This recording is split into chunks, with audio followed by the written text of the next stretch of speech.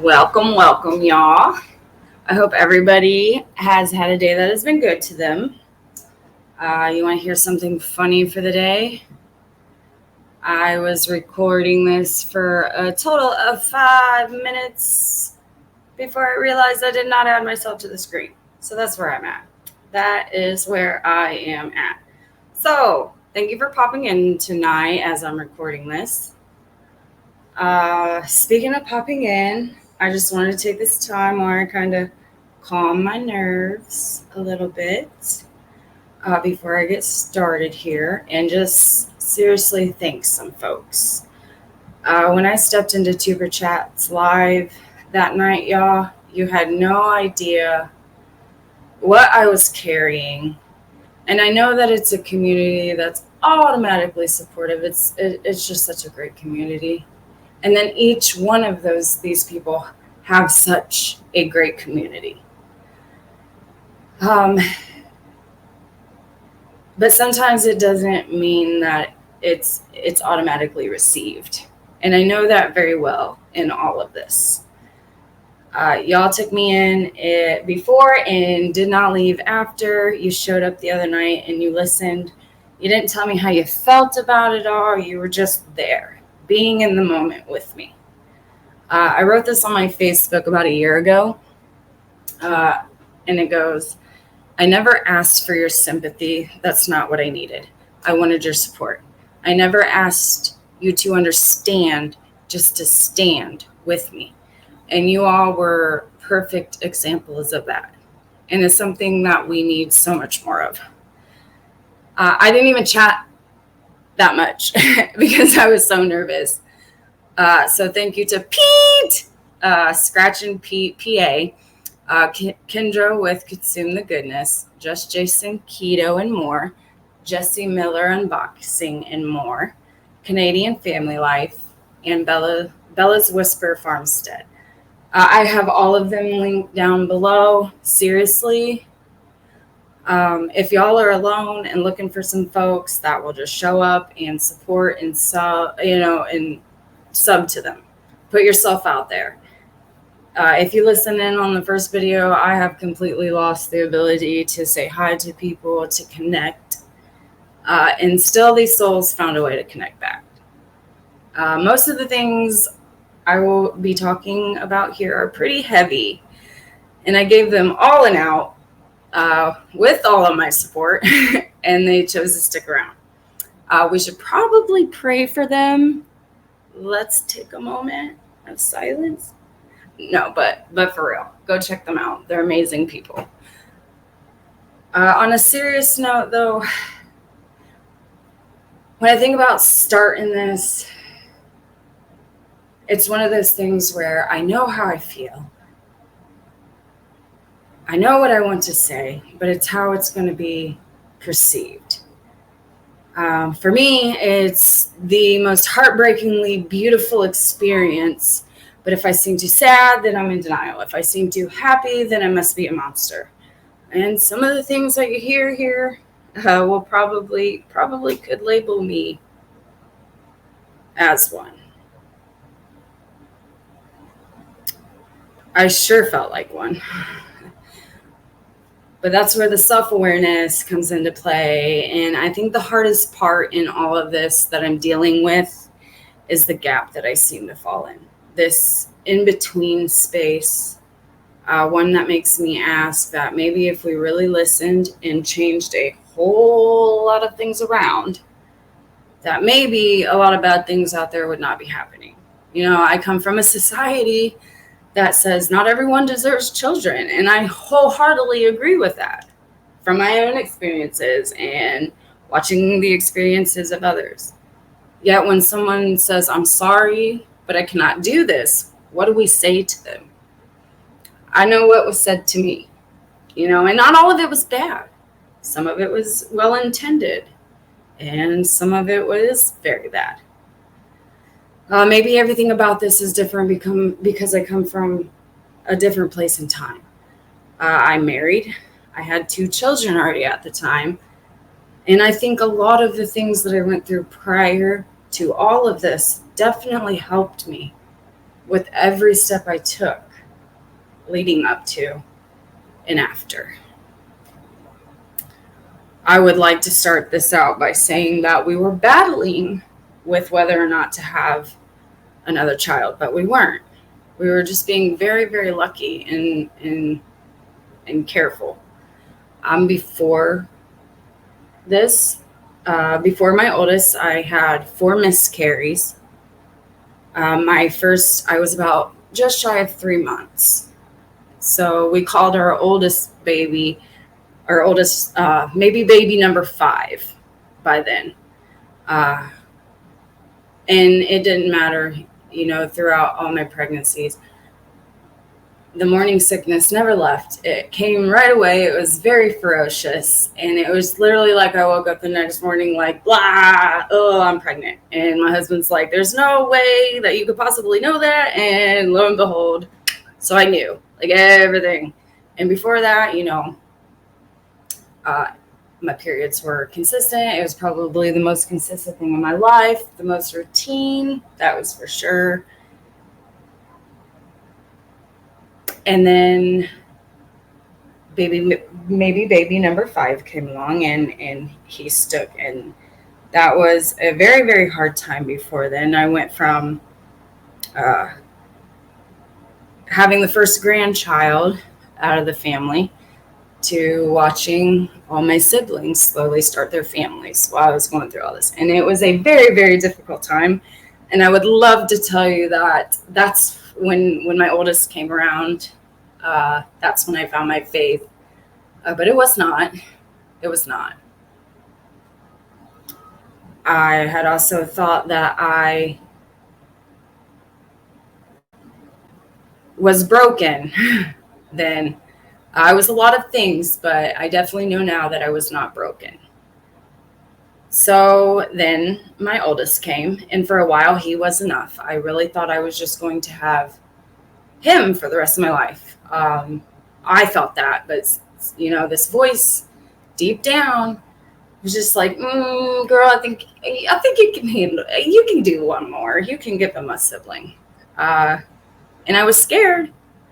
And that's how I realized, like, that was scared. Like, everything in me knew I could do it. My bells, everything, I was just scared. I remember when I was pregnant with him, I made a Facebook post, just asking, how do you guys split yourself into 3 4s? I don't even know how I'm going to split myself into 2. But even then, I still knew that I could. At the time, me and my husband were going through it so much that I kicked him out. And I was terrified. I didn't know what I was going to do. I was going to be a single mom. But I knew that I could do it. And I knew that I was just scared. And I think that's the biggest thing, the biggest piece of awareness and the difference that I realized without knowing when I went through this. So then Camden came around, my youngest. And then I knew, right away, I knew my plate was full. I love my boys. I was very vocal about it. No more babies coming up out of me. This is it. Done.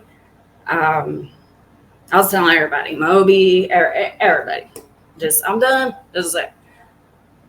I'm going to have 2 boys. I always wanted boys. I got boys. Teen boy mom. I was set. And that's where this story really, really, truly begins.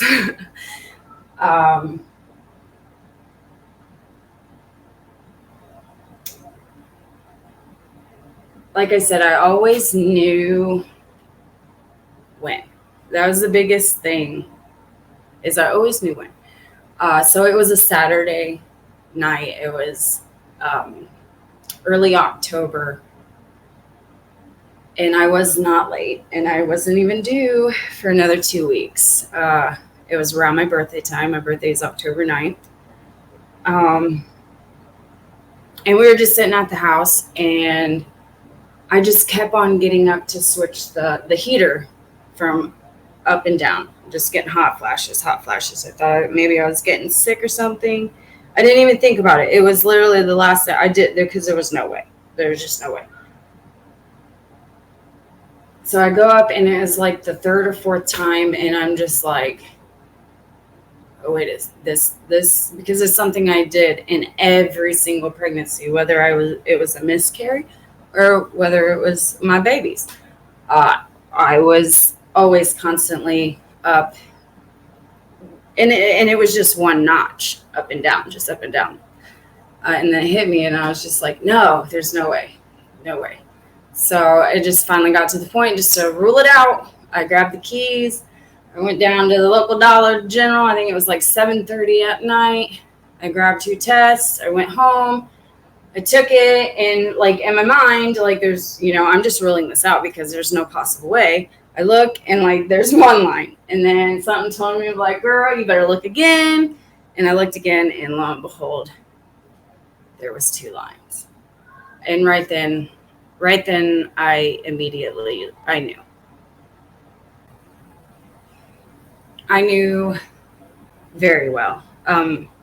Because then I forgot to mention, right after I had my second child, I signed the papers right away because I knew that's how much I knew that I was done. And then you sign, and then you have to go back 30 days later and re-sign to make sure that's still what you wanted. And that's where it got me. At the time, I had a 4-year-old and a newborn. I was working and just life, and it seems so crazy now, but at the time, I just didn't see where I could find the time to be down to do it. So then flash forward, my youngest is just now starting to walk, and I look at my husband, and I'm just like, now's the time. Now. We need to do this now. And that was that Saturday night. Or no, it was that Friday night. And then I remember looking at him very specifically and saying, I don't know why I feel this way, but I feel like we dodged a major bullet. And then comes Saturday, I am fiddling with the air and the heat. And then I go down to the store, and I find out that I'm pregnant. And right away, I immediately knew. And I started bawling. I'm talking full-fledged body shaking before I even leave the bathroom. I'm just full-fledged. So I go out, and my husband, he mutes the TV, and he's like, what is going on? And I'm like, I show him the test, and right away, he immediately looks up at me, and just the fear in his eyes, just because he knew. I've been very vocal. I know what I can handle, and I was done. And we knew that we messed up. And messed up is an understatement of the year. Immediately he was just, it'll be okay. We'll get through this. We will figure it out. And I'm just like, immediately, like, no, babe, no. Like, I don't know what I'm going to do. The only thing I know is I cannot do this again. No matter how we got here. So, I wasn't, me and my family at this time, we were not talking, but we were very estranged for other reasons. I've always been the black sheep of the family. The nicest things my parents probably ever said is I should have probably been a psychologist or a lawyer because I see things and I just, but we'll get into more of that later on.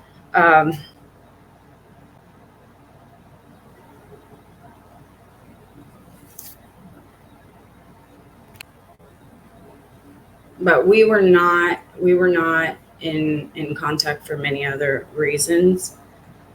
So by the time this happened, it was definitely strained, a very, very strained relationship. And I felt like lines were drawn in the sand a little bit. So it was a very difficult time to find this out on the side. So I first called my best friend. She has been around. You're going to hear about my best friend a lot through these stories. We had gone to the same school pretty much since I was in first, second, third grade. And then in high school, we really got close and became best friends. And she has been through so much with me. And we've been through so much together, and she just, yeah, so you're going to hear a lot about her. So I call her and I tell her, and, just like most of the people I told very early on, it was just, oh, Ash, what did you do? And it was just, I know, girl, I know, to the point where, like, I'm bawling, and it's just, we know. And, between her and my husband, I had brought up, they had both mentioned adoption early on.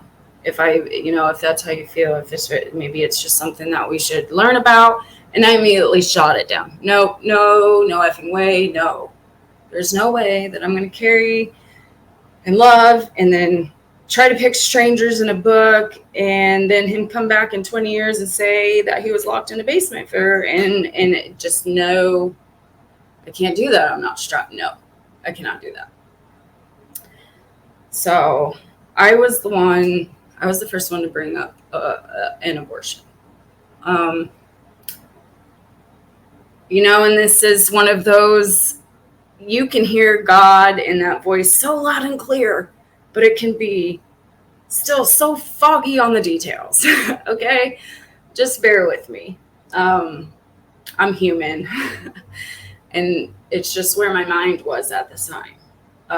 In my mind, I was like, no, I'm early. I had gone through all these miscarries. It would be kind of the same how my body would react and go through.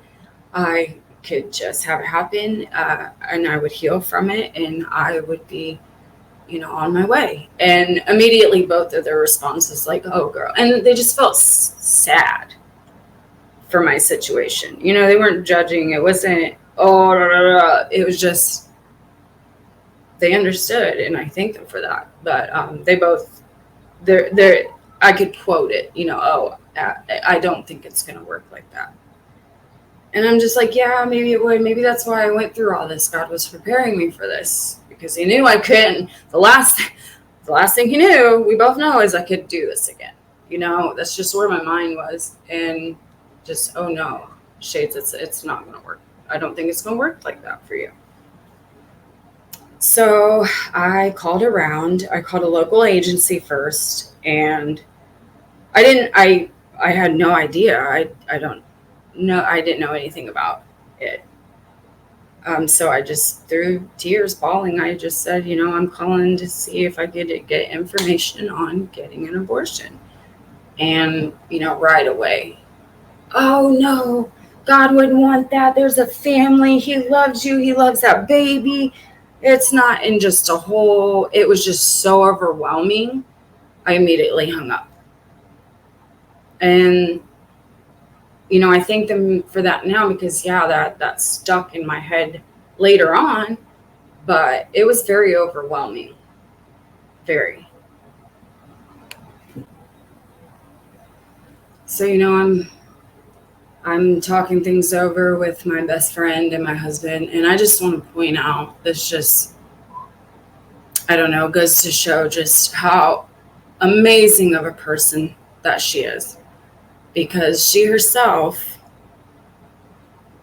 had spent 10 years trying to have a child, and she finally got her one. And if it was up to her, she would have so many.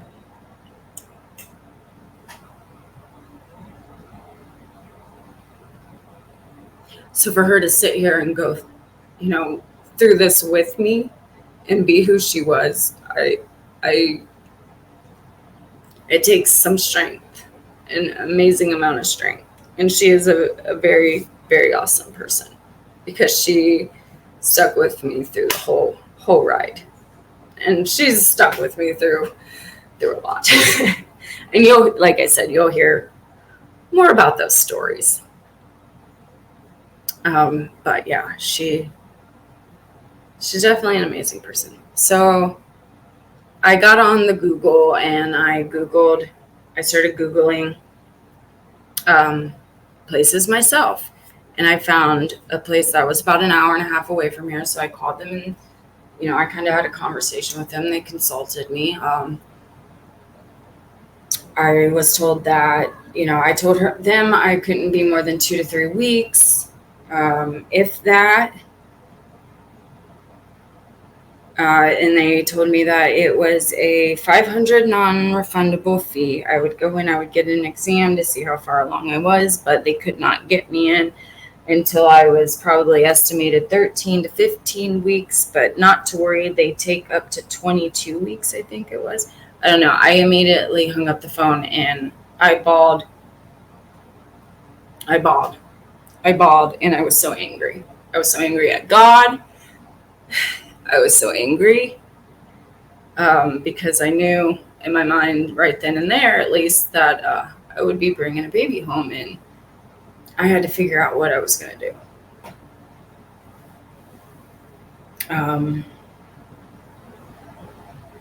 After I realized that was not going to be an option, because no matter what I was willing to do, there was a limit. I still had my limits. And that was very, very far beyond those limits. And I broke down. I started praying for things that are not so good. And this one is probably another hard one to get out there. But, I was just very angry and I was very confused. And instead of asking God and listening to that voice, I did just about everything else that I could. So when I knew that wasn't going to work, I started praying for a miscarry.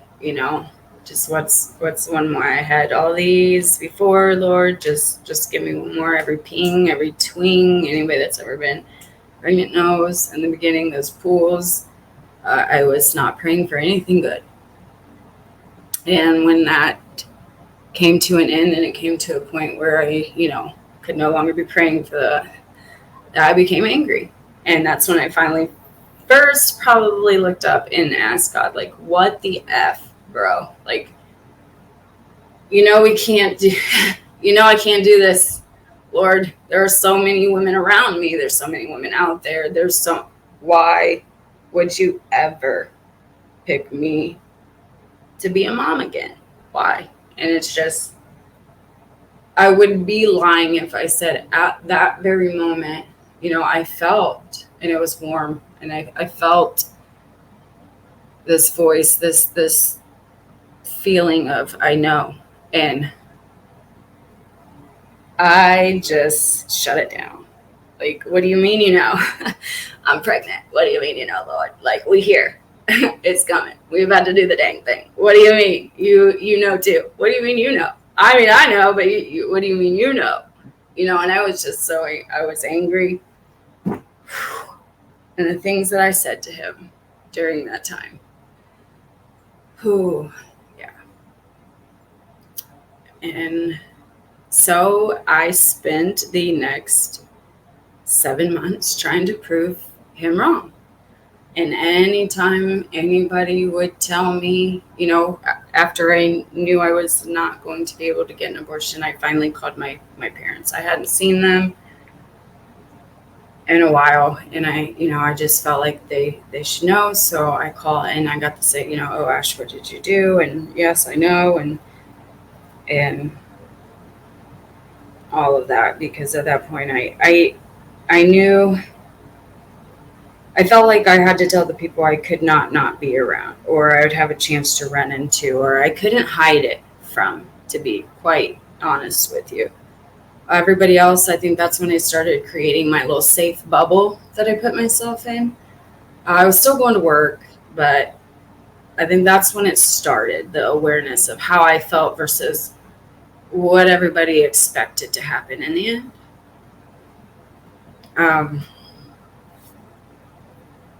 So I spent the next 7 months trying to shove it down. And every time I did, my alarm bells, everything, anytime, people would say, oh, it'll come, just wait till he's here, you'll adjust, it'll be, an adjustment, but it'll come, it'll grow. everything in me and that voice would just be like, no, no, Shades, it's not going to work like that for you. It's not going to go down like that. It's not abort mission. No, no, no, no, no.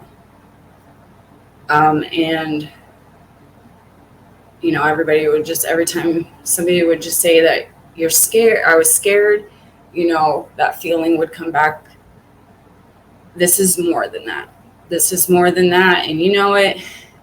I didn't know what it was at the time, but I knew it was more than scared. When I was pregnant with my second child and I was going through it with my husband and I was so sick, that was scared.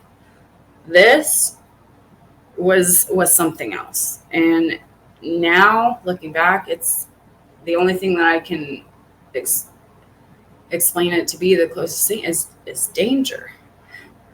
And I know that just sounds crazy to hear.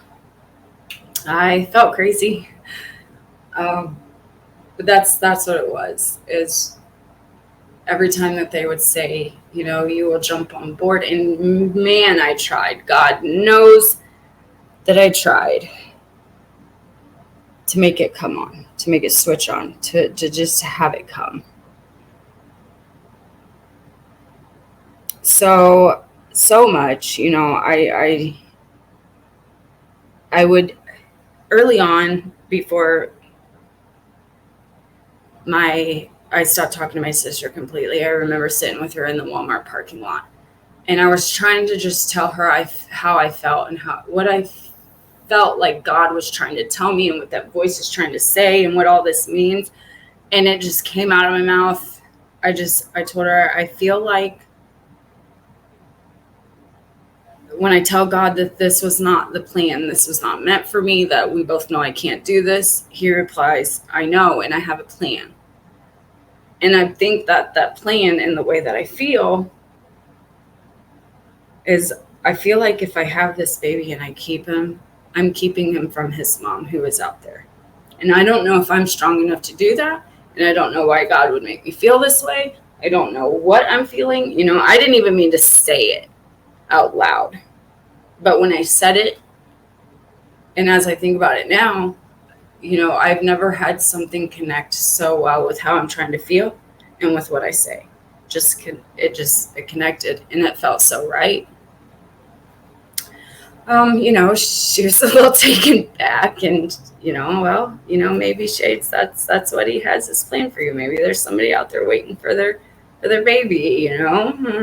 I'm like, no, that's crazy. Just forget I said anything. Just shoved it down.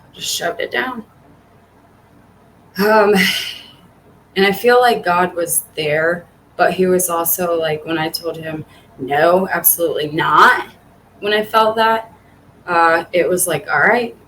And, I can do this. I got myself into this mess. We got ourselves into this mess. As much as I don't want to talk for my husband, because he's kind of back and forth on whether or not he's actually going to come up here and speak sometime from his point of view, because let me tell you, it matters.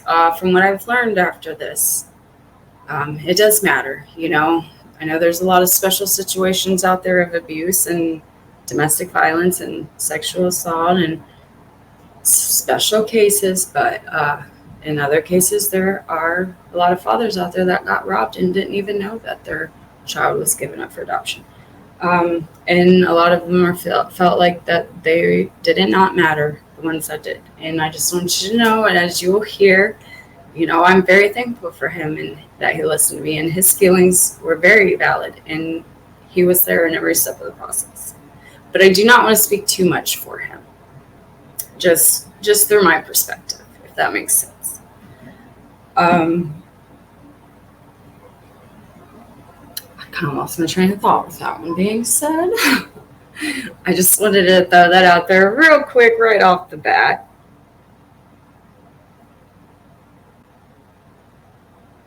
So I did not tell my husband that right away.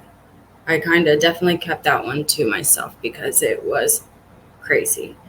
And I felt like the more that I tried to tell myself that I could do this, you could do this, you can do this, it'll be all right. He is he's coming.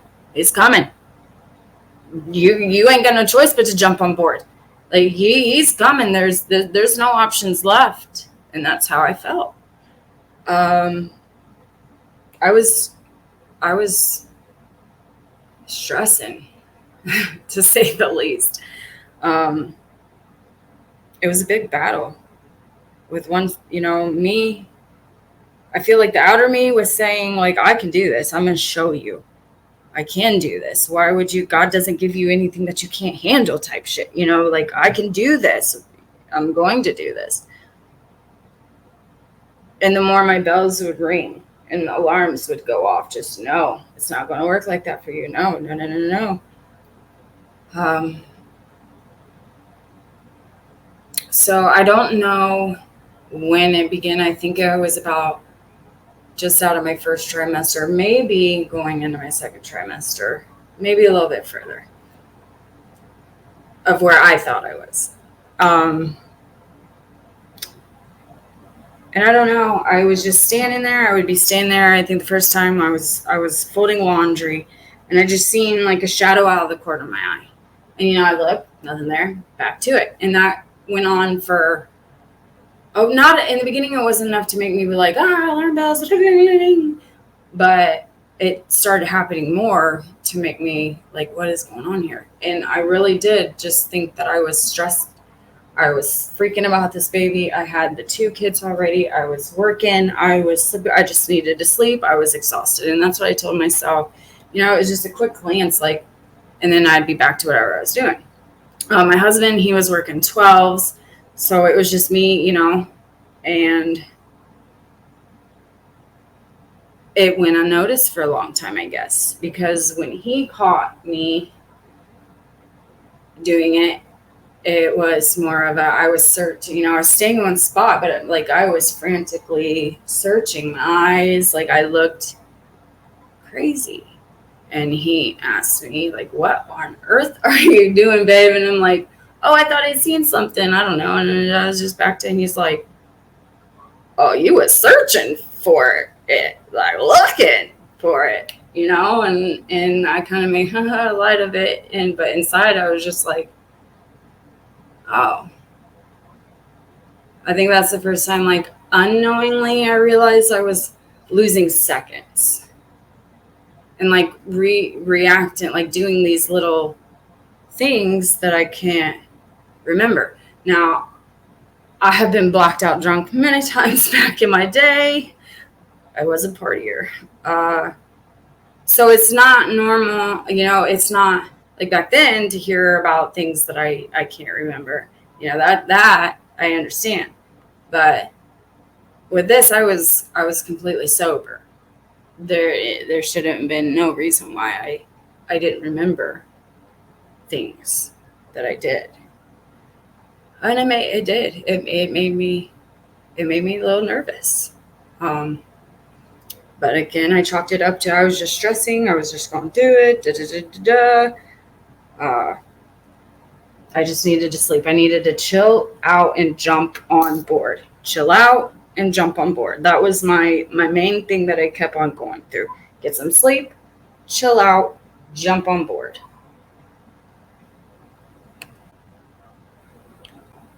But I think this went on for, I don't know, I'd say a good month or so before this happened. So, we were sitting on the couch, we were watching TV, my husband was to my right, and I seen something out of the corner of my eye, a little shadow. And, to me, normal, I kind of look, it's just instinct. You see something and you look, and that's how it always felt to me.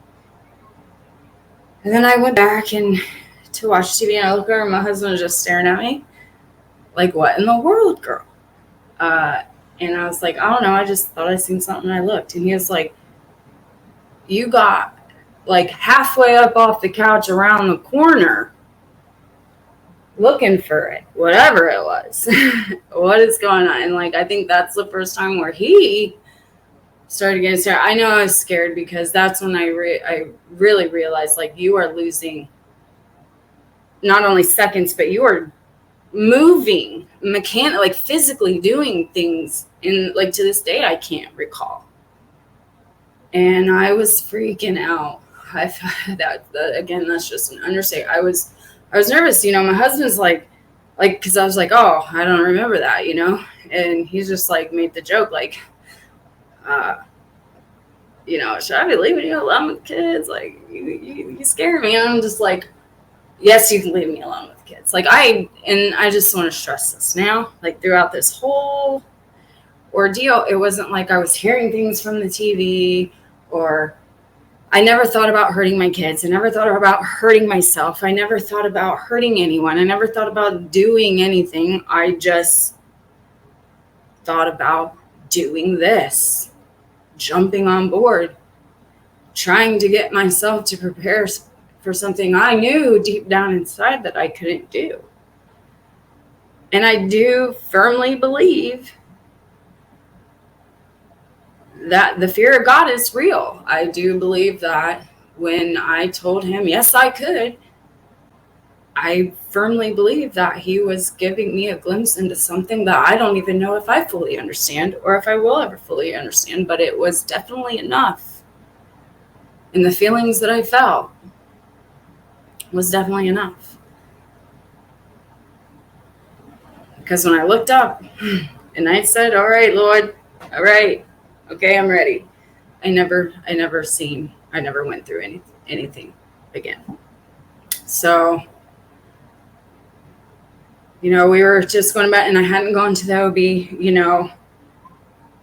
There's only so much that you can do with somebody like me. Of course, everybody around me was, hey, Ash, when are you going to go to the OB? You just going to, walk to the hospital and have this thing or what? And I'm like, oh, this is my third rodeo. Why not? Just in huge denial. And this pregnancy was really easy. Morning sickness was gone. Aside from looking down and seeing that I had a belly, it was just very easy not to go. Everything was going smoothly. It was just easy not to go. I had stopped going around, to the stores by then. Anywhere that I thought I would run into somebody who would see me with a belly, and I would have to pretend, that I was happy. I had to do that at work already, and it was just very, very stressful.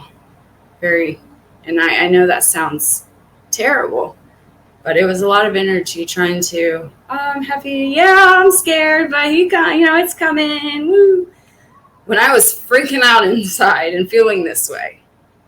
So I was stressing. And then everything kind of came to a head. In my house, we were always loud. My niece, nephews running everywhere, music blaring, TV on, just screaming constantly. In my house, y'all can do whatever you want. Don't kill each other. And what I say goes. When I tell you to do something, you're going to do it. And that's it. Bye. See you. So it was just. So I don't know when, but, it became to the point where noises bothered me. My clothes were loud. The curtains were loud. The colors were loud. Everything was loud. And it was getting to the point where my kids would be playing. And I would just start snapping at them, you guys are too loud. Stop. Knock it off. And they would look at me like I was crazy, like, what? What do you mean? And then I remember one time specifically, I'm like, knock it off, guys.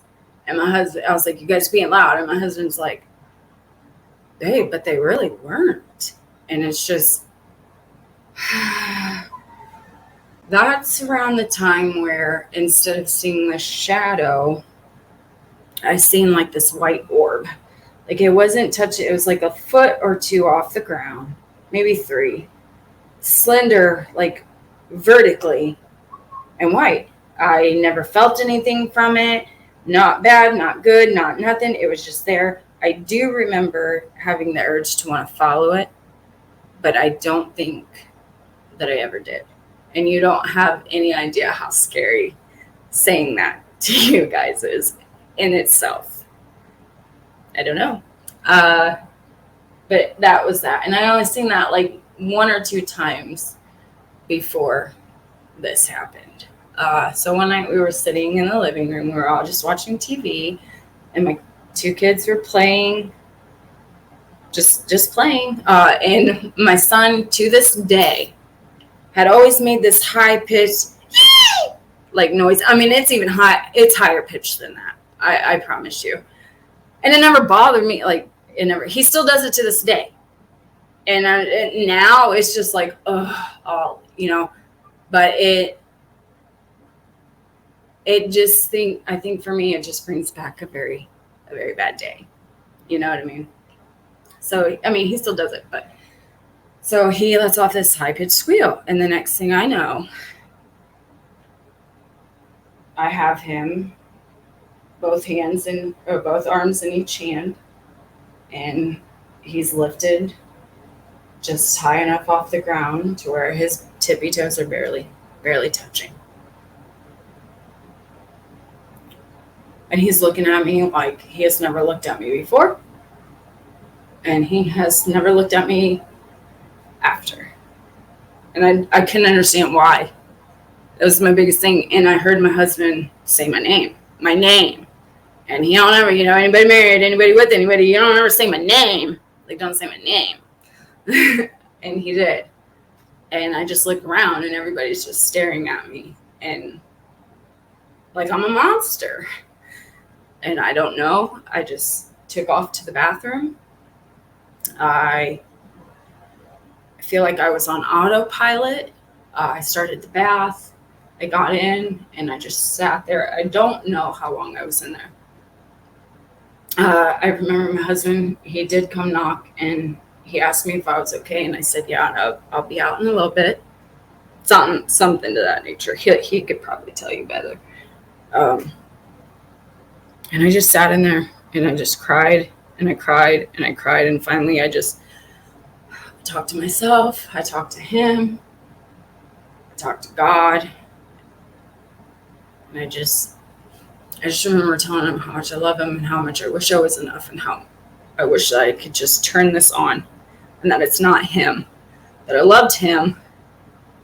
It was just everything that came with him.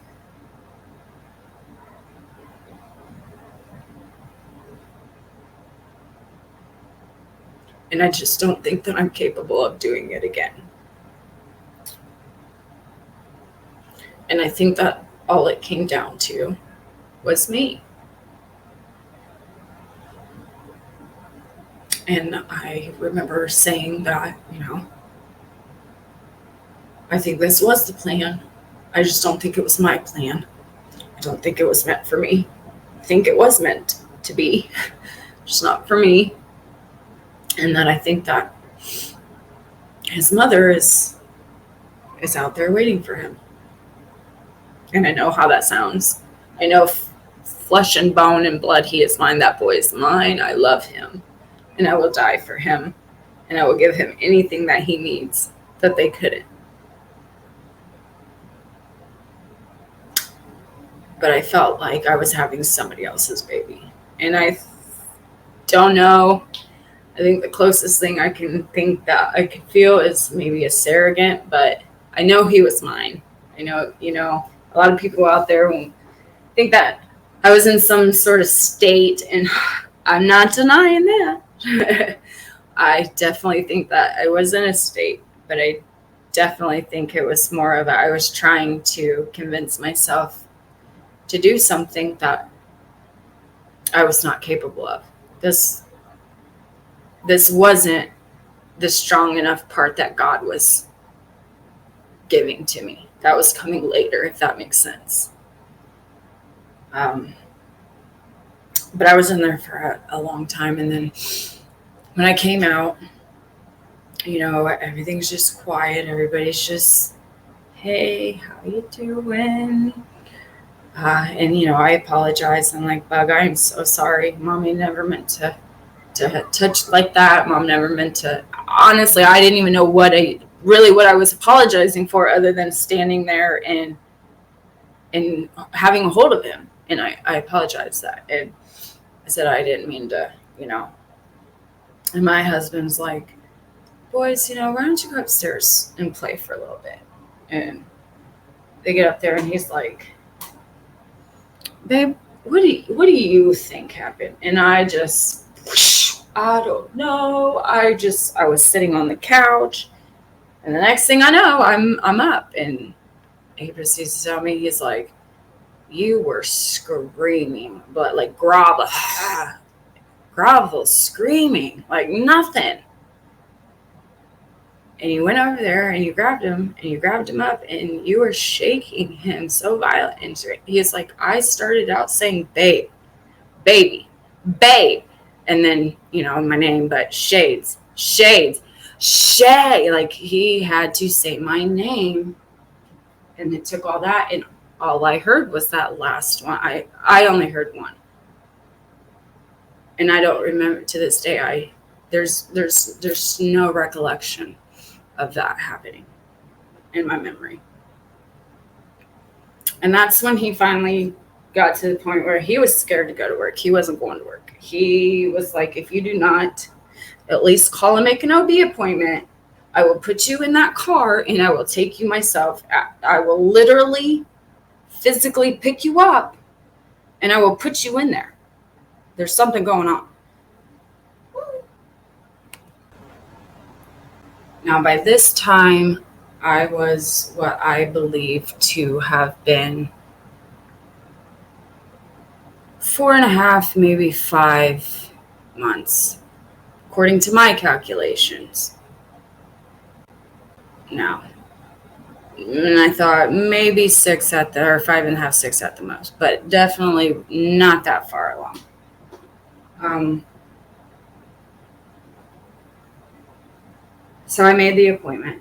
I don't know how he got me to go, but I was scared and I was nervous. And before we went, during that conversation, I just thought, he brought up adoption again, and he just said, babe, if you are really feeling like this, and I can only imagine what he was going through, what he was thinking, looking around. I live for my kids.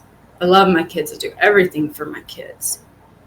And for him to look around at our life and for me to be telling him this, I think he knew well enough to take me serious, to listen, to not just hear me, but to listen to the words that I was saying to him. And I'm very glad for that. So we did. Before that appointment, we did talk about adoption between me and him. And then I made the appointment. I went to the appointment, and I had my ultrasound first. And I believe that if I did not have my ultrasound first, I would have fully talked to her that day about adoption. But I didn't. And at this point, we had not posted on Facebook. Nobody that did not need to know did not know. It was during this ultrasound that I found out that I was not maybe 4.5, 5.5. I was 5.5, I was 6, closer to 6.5, almost 7 months pregnant. Because by the time I met his parents, I was 7.5 months pregnant. So I found out I was about 5.5, 6 months pregnant. And which is a shocker to me, because there was no way. I was almost 2 months pregnant before I had even realized I was pregnant. And to me, where I was coming from the sickness and the miscarriage and knowing and the sickness and the sickness and the sickness, I was just like, I feel like God did that. I feel, and that was my first moment. I feel like, oh my gosh, maybe I didn't go through all of those miscarriages to prepare me for an adoption or an abortion. Maybe I went through all those miscarriages to prepare me for an adoption, because I know I kind of know what she must be feeling to an extent. Maybe not to a majority, but to an extent. I too thought at one point that I was never going to be a mom. And that just put things in a whole different perspective for me. And this is where I officially found out that we were having a boy. And I think that's what it was. I was so afraid of having a girl. I've always wanted boys. I've prayed for boys. I've gotten so lucky that the Lord has given me 2 boys already. Because honestly, for many reasons. And that I will get into deeper in my next video, which will be called My Mother Should Have Given Me Away. And I know the title sounds out there, but if you join in and you kind of follow along, I hope that you guys kind of understand the decisions I've made and where I'm coming from and the experiences that led me here. Me and my mom's relationship is not, and it never was, really. Like I said, we'll get into that, but because of her relationship, it made me very, very much afraid to have my own girl, my own, and how our relationship would be because of the relationship that we had. And the fact that I do not know how to be a girl myself, like bows and nails and bows and glitter and bows and hair up and curls, and I don't know. So I always prayed for some boys. So when I found out that I had a boy, I was like, oh, that's where all this anxiety was coming from. Like, I was just, So I was, I did not say anything to the OB. So when I got in there, she's just automatically, oh, shades. And I'm like, I know. And I tell her, I am how I'm feeling. But I also tell her, especially when she brings up adoption, she's like, there are options, adoption, other resources, people to help you. And I'm just like, no, this is I got myself here. I knew, and I didn't come back, and I put myself here, and now I just have to figure out how I'm going to do this. She didn't push it. She didn't nothing. She just said, okay, all right. She said, I'm going to go ahead and schedule you for 2 weeks instead of 4, just to touch base with, how you're feeling. And I know oh Lord, I thank God for that she did that. I thank God. Yes, very much, because so much happened in that 2 weeks. So much. So I get home and I tell hubby, it's a boy, surprise, that's and that's when we make our first Facebook post. Nobody even knew I was pregnant. To boom, we're having a boy. And looking back at that post, there was just so many red flags in that post. There was just so many red flags in there. But we even said the name that we had chosen, if, early on, if it were a boy, and we were, trying to jump on board with this. And I posted the one and only picture of my big old belly. And we were happy for a moment. It was very, very, very, very short-lived. Because after the realization of that wore off, and I had let the whole world know how I felt, especially at that point, I went to work. I told everybody we're having a boy. I was just nervous as a girl. We just, and all of that within 2 weeks, literally. I got sick. We thought I had very, very rough, bad preeclampsia. My first pregnancy was very rough.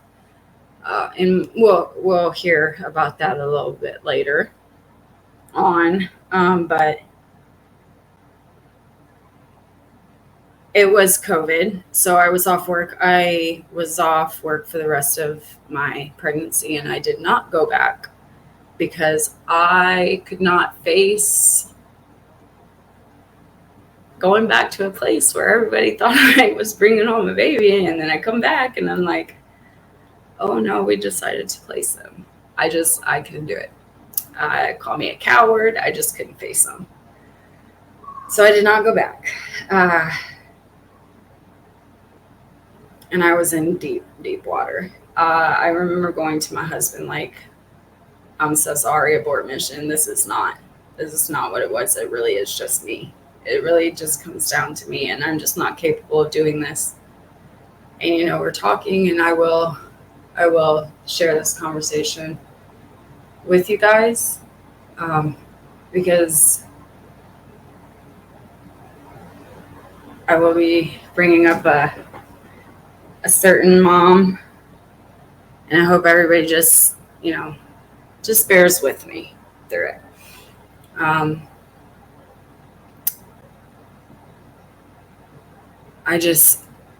I remember telling him that the want is not there, that it's not him, that I love him, that he is perfect, and there's nothing wrong with him. It's me. It's not in me. There's nothing in me that wants to do this. And to me, that's very dangerous. And I recognize that what I was feeling was danger, because there's not an ounce of me that wants to do this. It's difficult to explain, because I wanted so badly to do this. But the want inside me, deep within me, was not having it, no matter what I did. And those were the bells. That was the voice. That was God trying to tell me that, yes, you got yourself here, but I have a plan to get you out of it. And as bad as that sounds, so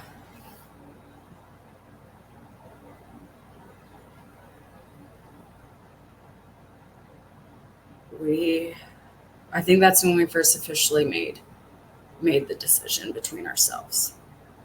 That was the only thing left to do. That's the only thing left that I could do. And one of the very next people that I opened up to, I looked up. That's when I looked up for the very first time, and I was just like, Lord, I'm ready. I'm ready to listen. I don't know what's going to happen. I'm scared as shit. You're wanting me to give this kid to strangers, and I told him all my fears, and I told him, I said, if I'm going to do this, you better come through. And I took a leap. And one of the next people I told that we were pretty certain that we were going to be placing him for adoption. She said, oh my goodness. She said,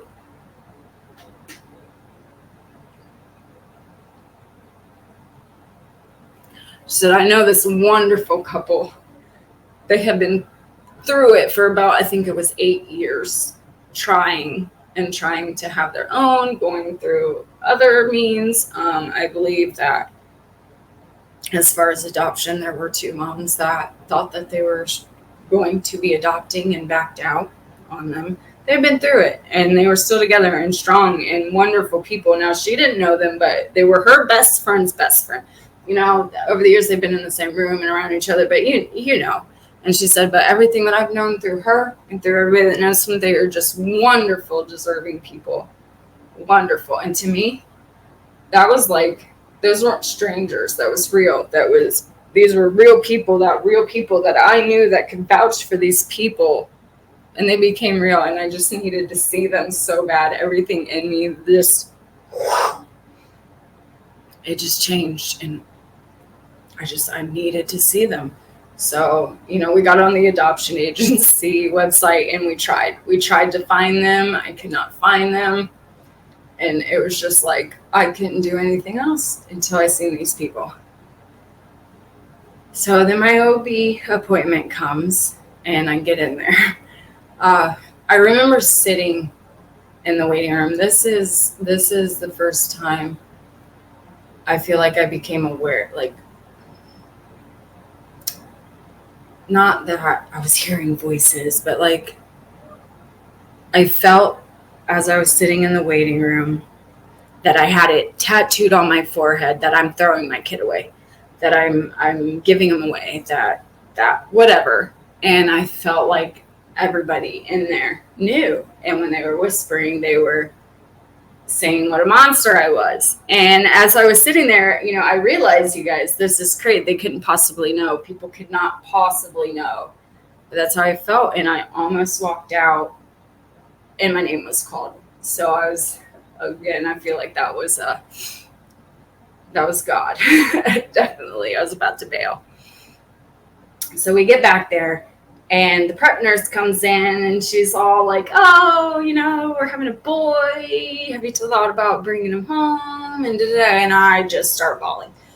I mean, blah. And she turns around, she's like, oh, what's going on? And I'm like, I was here last time and doctor brought up adoption and I shot her down and I think it's something I want to talk about now. And she's handing me the tissues and she's just like deer in headlights, like, was not expecting who, and she's like, just 1 second, I'm going to go get the doctor. So she goes out and doctor comes in and she's like, so I hear that there's something that you want to talk about. And I'm crying, and she's, just waiting patiently. So she changed the subject. She was like, well, my lovely prep nurse over here, this is her very first day on the job. She is in clinicals. And I was like, oh, I'm so sorry, and they're like, no, it's fine. She was like, but it is, not every day that we get a situation like this. It's like, I pretty much owe it to her at this point. Yes, bring her in, So she brought her in, and they spent the better part of, I would say, 2.5 hours, 3 hours in there with me, just going over everything and really listening to me. And one of the biggest things was just why. And I told him, I said, we know, Dr. Kreider, like everybody knows, I know that my plate is full. And I'm very sorry that I got into this situation, but there's no way that I need to bring this baby home. There's no reason, no way. And I know that there is a mother out there that is just waiting for her son, and I cannot shake this feeling. I know that it's right. I have jumped. I have faith. I know that what I'm supposed to do, I understand my assignment now.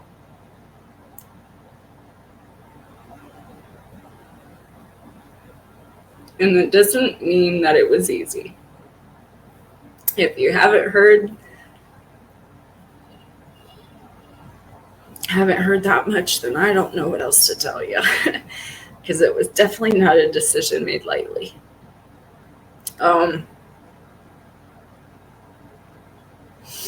So, I'm just going over and she's like, Ash, I just, I'm not a psychologist, and they really went over the resources. A lot of people think that the moment I mentioned I wanted to place him for adoption, all these people just came in and gobbled him up and talked to me and brainwashed me. And in all reality, it was like I had to really sit them down and explain to them that there is nothing in me that wants to do this again.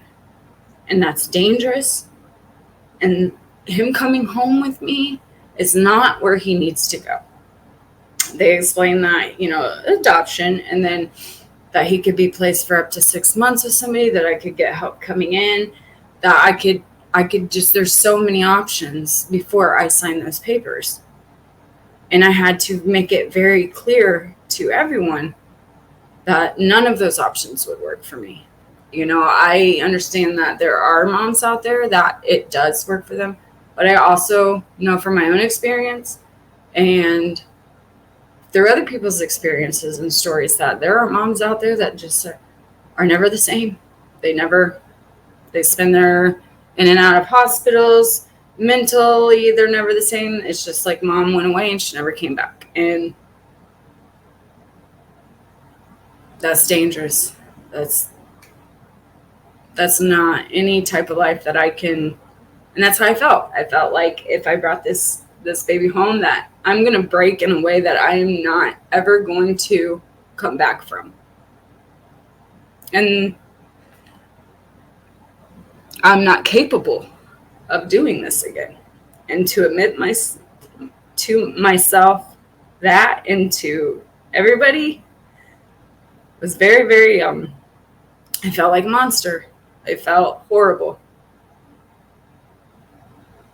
But that's how I felt. And I felt that now it was my last duty to make sure he gets to her. And that's all it became from that point. It was about him and her and them and what they needed.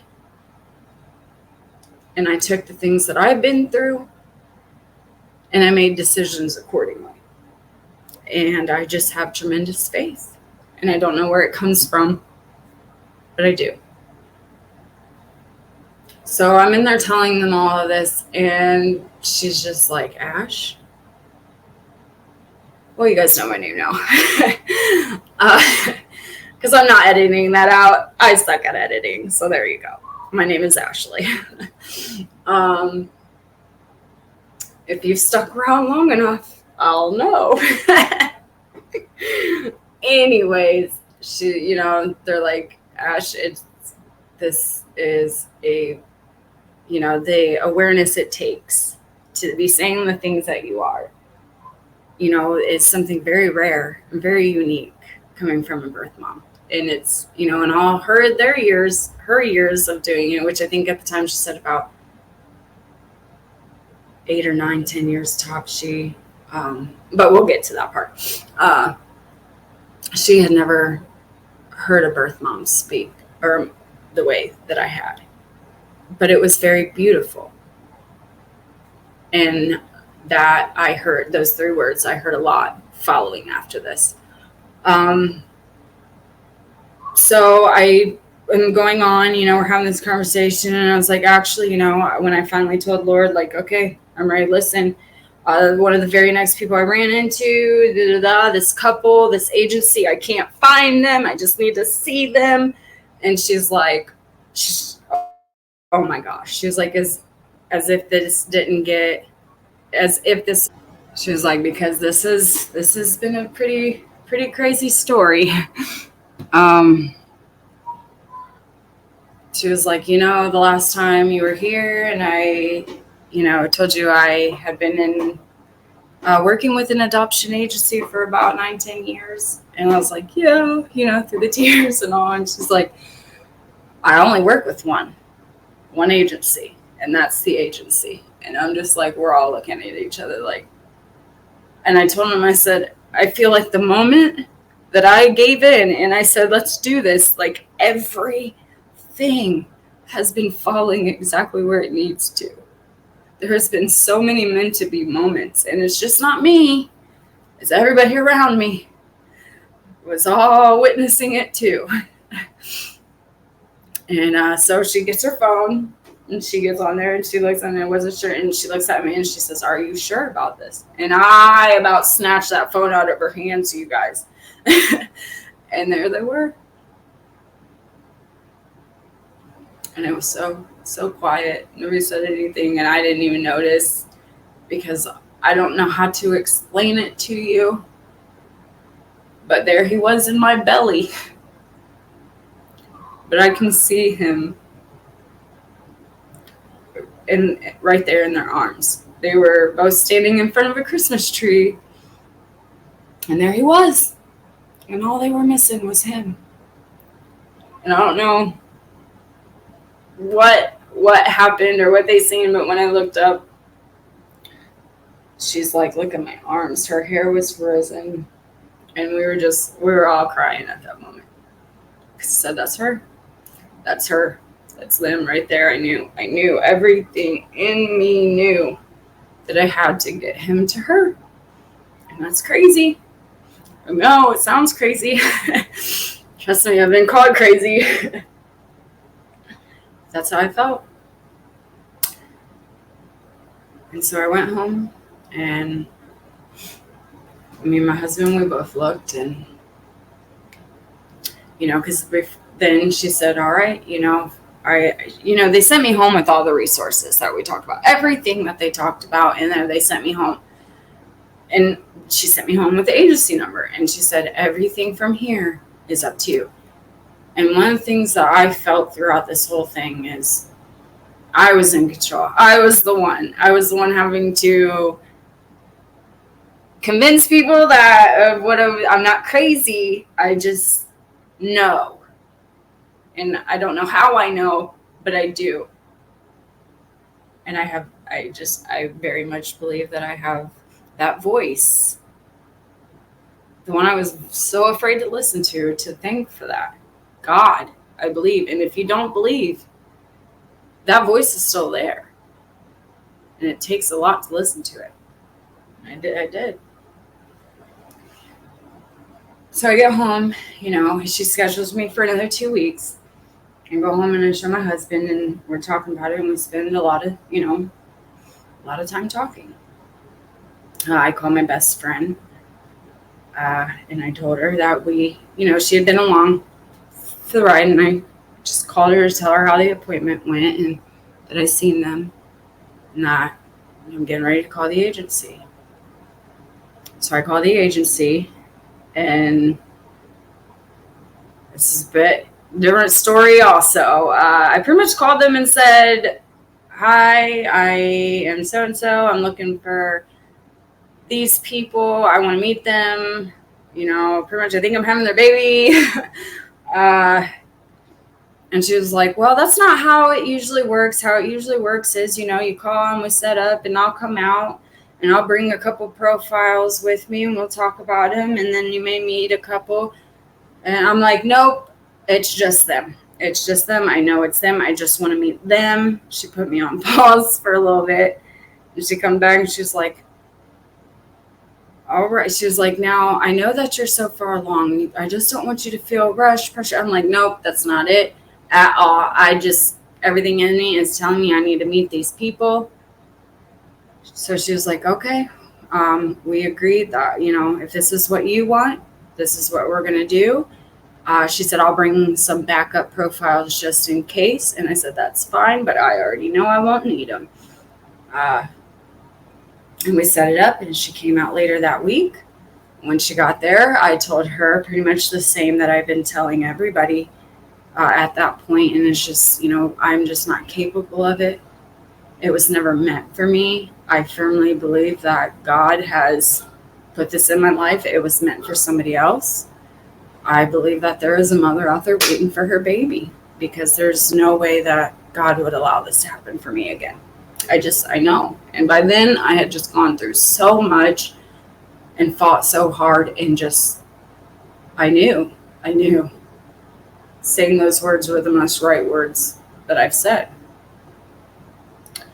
And again, she's like, well, this is just something, I've been in the line of work for so-and-so years, and I've just never had a birth mom sound like you or say the things that you, or be so aware. She said, it's beautiful.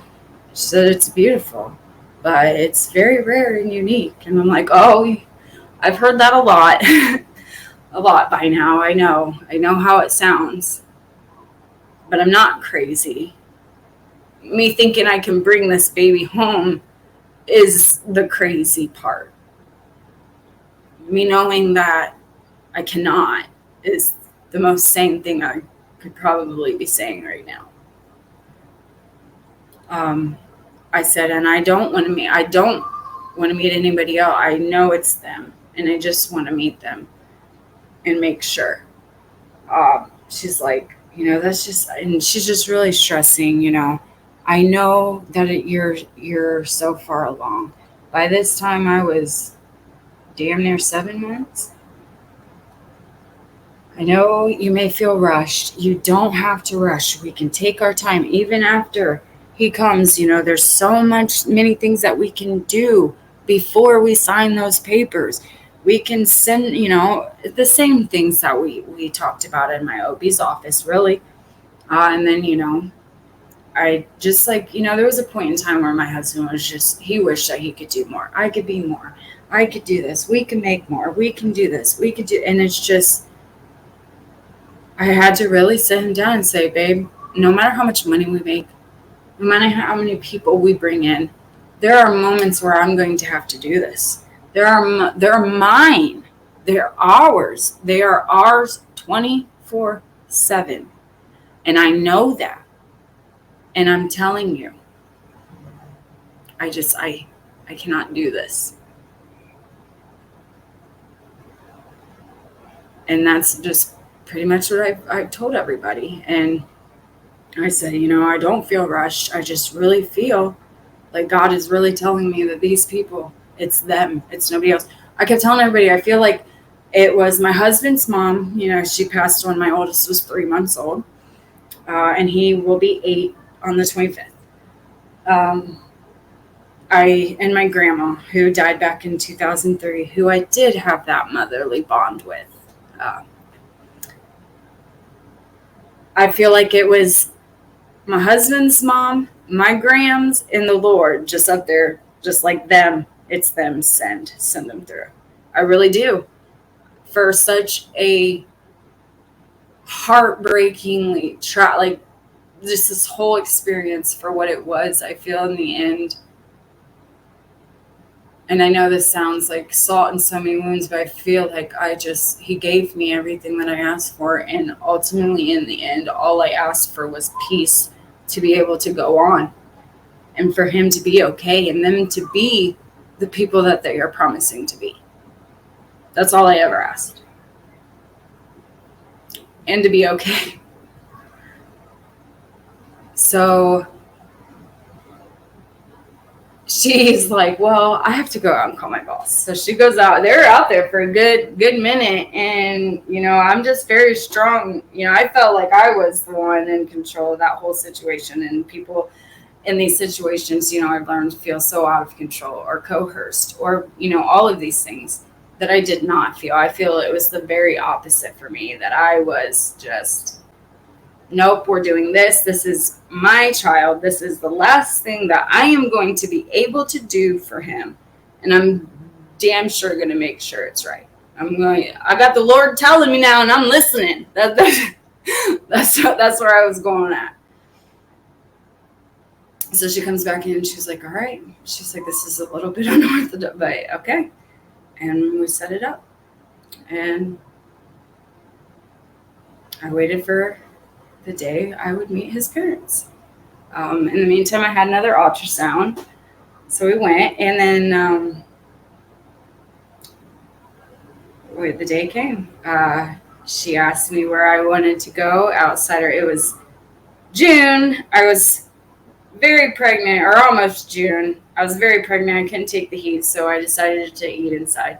And everything in me was saying Cracker Barrel. That was one of the last in our favorite places that me and my grandma went to, and I just felt such comfort in that. That's what I chose. So we get there, and we are waiting. It's awkward. I'm not gonna lie. It's not a bad awkward.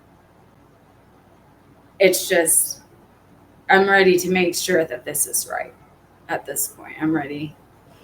So they get there, and honestly, I can't remember if I hugged them before or after. I know I did at one point, though. So, we kind of hello, and we walk in, and lo and behold, we get to, when we always went to Cracker Barrel with my grandma, we got this same big, huge, round table. We ate there every time, and that's the table we got. It was me, my husband, of course, them two, my agent, their agents. So it filled the big round table up, and we were seated, me and his mom were seated beside each other. And then our husband's on the outsides of us, and then, so far and so forth. And I just remember getting in there, and, we're ordering, we're breaking the ice, chit-chatting a little bit, and my agent one of their agents goes, so I haven't, your agent has told us a little bit about your why, but she said it was something rare and unique, but very extremely beautiful, and that I would just have to hear it for myself. So I started telling them, telling them why, and that this just was not, and I fought it for so long, and you just see their arms, they're just hairs just standing up, everybody's standing up, and I just, that's just how I feel, and I would never have called you if I ever thought I was going to change my mind, you know, type of situation. And they're just, they agreed that it was something very, very beautiful, but very unique and rare to hear a birth mom say.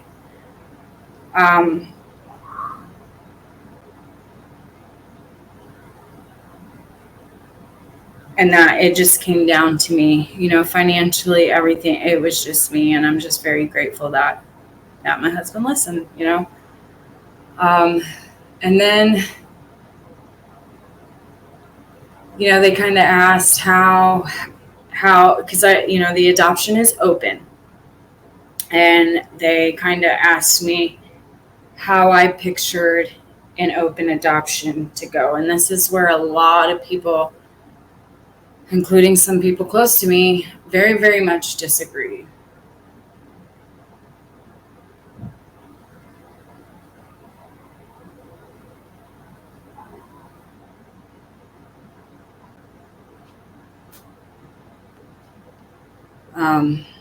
I forgot to mention, after my last OB appointment, before we met his parents, it was after we met the adoption agency lady.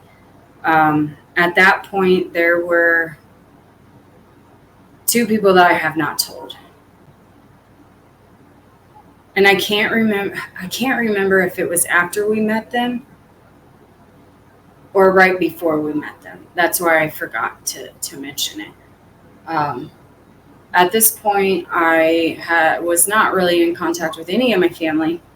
Then at this point, it becomes so estranged. I haven't talked to my parents in months. I haven't seen them in the better part of a year. This whole situation, I don't think I've physically seen them. So when we made the decision and the adoption lady came out, I think it was after she came out, I decided that to call them and tell them was just something that I didn't want to do. I felt like, I don't know, even after everything, out of respect, I feel like that's just something I needed to tell them in person. And to this day, I don't know if that was the worst mistake of my life or I needed to go through it. I do know it was a catalyst for all the crazy things that I felt after that and in the past few years. Because in my mind, if that's how they felt and they knew me and I was their daughter and they said those things, I can't imagine what strangers in the world will have to say. And they didn't even know the story. They just knew that I felt I was incapable. They didn't know anything that I went through prior to making that decision. And they didn't bother to ask. So I called them and I let them know, hey, can you please come over? Just one. Now, I think they kind of had a, through the grapevine, whatever, hint. But I don't think they were expecting or fully prepared what it really was. And it was that definitive by then. So I call them and I ask them if they can please come over. When they get there, I just start, telling them that we had decided to place him up for adoption.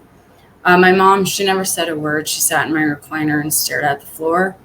And it hurts. It does. It hurts because the silence was so loud. Because I know very much that she understood all too well the things that I was saying. And we will definitely get into that in the next video. The the one my mother should have given me away is what it will be called. So look out for that. But she knew very, very well how I was feeling. And I can only imagine she was quiet in the things that she went through. And she never said anything because my stepdad, who's been in my life since I was 3,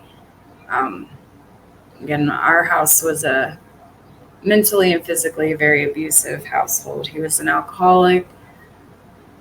And we will dive deeper into some of that and other stories leading up to this. Like I said, I feel like I can look back on a lot of situations and see where I was prepared for this.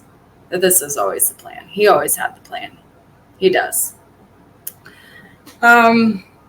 He told me that there is no way in hell any daughter of his is going to give their child away. I was selfish. I was a coward. It's not fair to them. It's not fair to him. It's not fair to his siblings. It's not fair to anybody. And that I will regret this in 6 months tops. He got so angry that he stormed out of my house, got in the car, drove down to the store, and bought his Marlboros and his Bud Light that he likes so much. And it was the most awkward situation sitting there with my mom, who said nothing. And then my dad came back, got her, and they left. And I have not seen them since. I have not spoken to my family in quite some time. And like I said, this wasn't the catalyst. Like I said, it was very strained prior, and it's just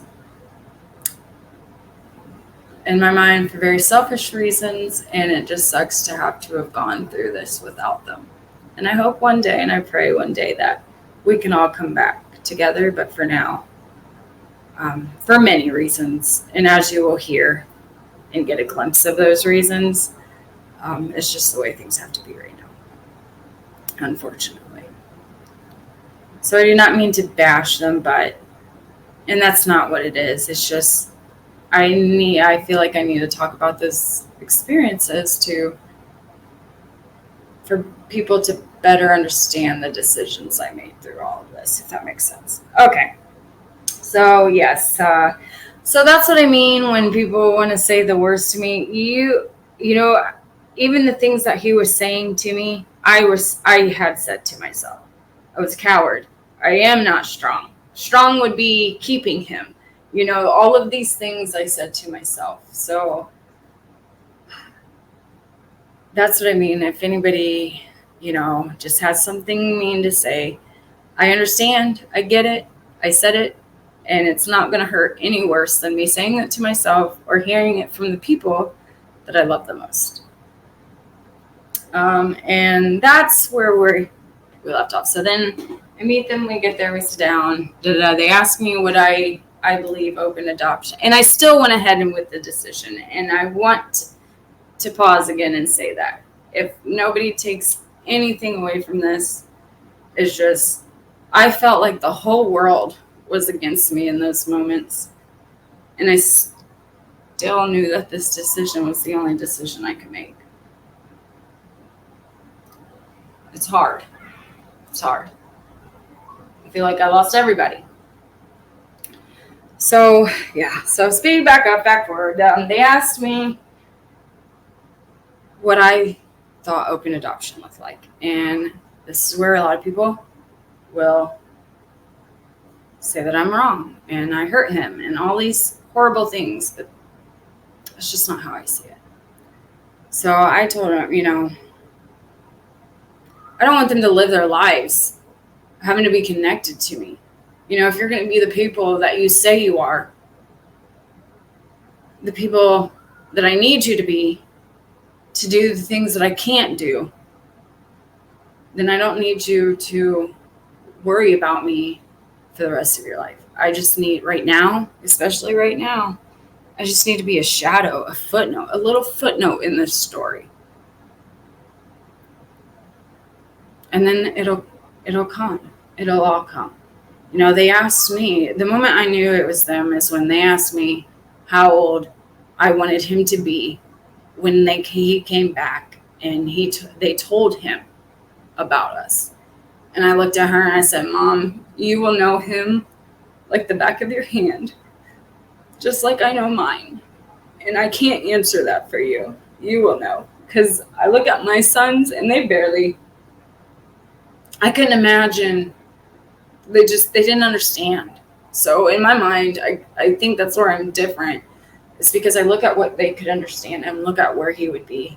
And I couldn't tell them that. She will know. She will know him. She will know what he's ready for. She had already started making a book from the moment that she got the call to up until they went home. She's made a book for him. She's a teacher, a library, an English teacher. So she's like, I started making a book of memories. So he better understands, hopefully. And I just have tremendous faith that between the four of us, it's going to work out. But I told him, I said, for me right now, he doesn't need to bond with me anymore. He's already bonded with me enough. I feel like I just did the part that you couldn't. He's yours. I just had to carry him, and you will know him. And I can't possibly make those decisions. You know, for me, I don't think that I should be in his life right now. And that has to do with my own experience. People want to say it's not the same, but I had a stepdad at 3, and my dad popped in and out of my life, and it became the most confusing thing. And I will tell people to this day, I wish he just never did, because it became such a confusing situation between an already confusing situation. And I know that people are going to say that's not the same, but in some ways it is, because my stepdad changed after that. Everything changed. And it was so confusing, and I couldn't imagine. You know, I had talked to one other person that I knew placed their child up for adoption. And when they asked me how I wanted it to go, and I explained it to them, you know, she had been in her child's life from the moment she placed them up until then, and they were getting ready to turn 3 or 4, and the parents wanted to pull back. And I can imagine that child knowing this person in their life for the first 4 years of their life and then not being there anymore. And then what that did to her on top of it. And, you know, she told me that she kind of wished that maybe she would have did it kind of backwards like me. I told her there will come a time for all that. But right now he needs to bond with them. He needs them, not me. So, you know, I told them if it were up to me, you would be in the delivery room. Because when he comes from me, he doesn't need to go into my arms. He needs to go straight to them. He doesn't need to hear me. He doesn't need to be in my arms. He doesn't need to further that bond that's just going to get broken. And that's how I felt. He needed to bond with her. That was going to be his mama. That is his mama. And so that's the way it was. I say, you know, the hospital stay. I'm not going to be the one feeding him, changing him, bathing him. You know, I got all the updates. All the updates. I just did not go see him. But we'll get there. I'm jumping ahead a little bit. So we meet them, we go home. I have one more ultrasound. And in that time, we decided to take the ultrasound that we found out we were having a boy and a few other ultrasounds, and she didn't get to be there for that. My husband, he's the artsy one. So we got a frame, and we put, I think, 4 ultrasound pictures in there.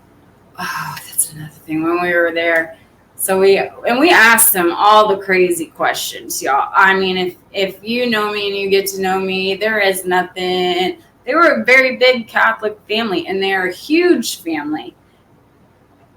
And, you know, one of the things I asked them, you know, okay, so you guys are all deep in the Catholic, but what if he's gay? You know, what you believe? Are you going to toss him away? Like, what's kind of, like, we was knee deep in it, okay?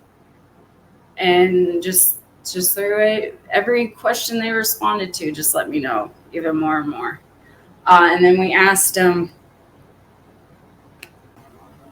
So we asked them, you know, what are, did they have a name picked out?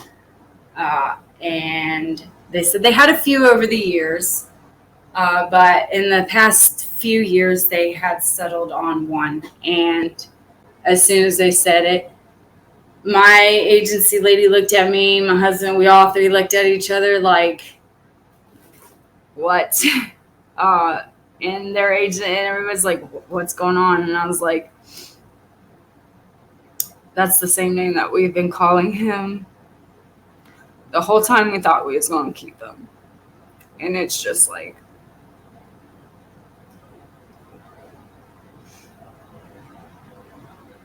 if God was trying to show me that this was meant to be, he was doing a damn good job of it. That's all I can say. He was doing a damn good job. But it was the same. It was the same name. And that's his name. So, yeah, we got into all the nitty-gritty. I have been barging my opinions, my ways, how this is going to go from the moment I jumped on board. And I would be damned if I did not sit there with that time and take every ounce of opportunity to get it all out. And I did. And when I left, I felt peace. I felt tremendous peace. I felt so much peace. And I know that sounds horrible to some people out there, but I feel like I did my part.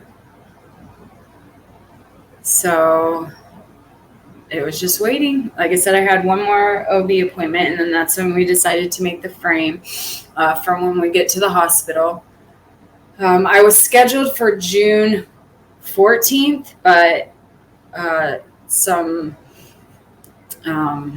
preeclampsia symptom, some symptoms started popping up. So we went ahead and went a little earlier. We didn't want to take the chances.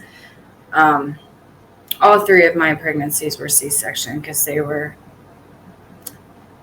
just not wanting to wait to that last moment. They just didn't have enough room. I tell everybody, just didn't have enough room. Want it out.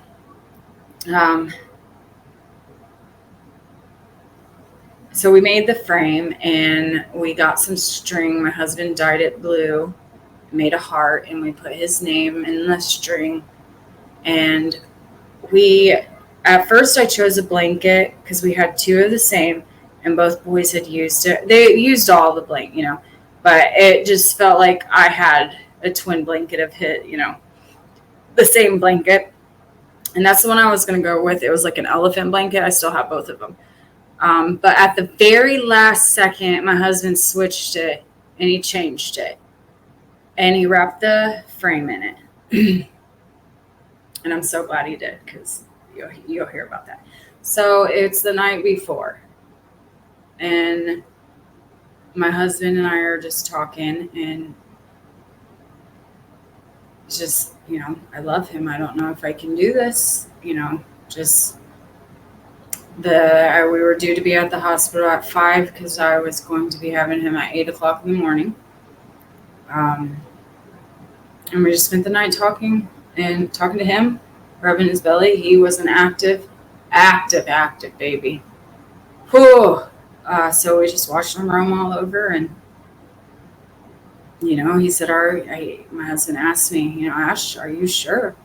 And I said, babe, how I know I'm sure is because whenever I think about bringing him home, it's not him that I resent or I don't love or don't want. It's everything that comes with him. I don't want to get him out of bed.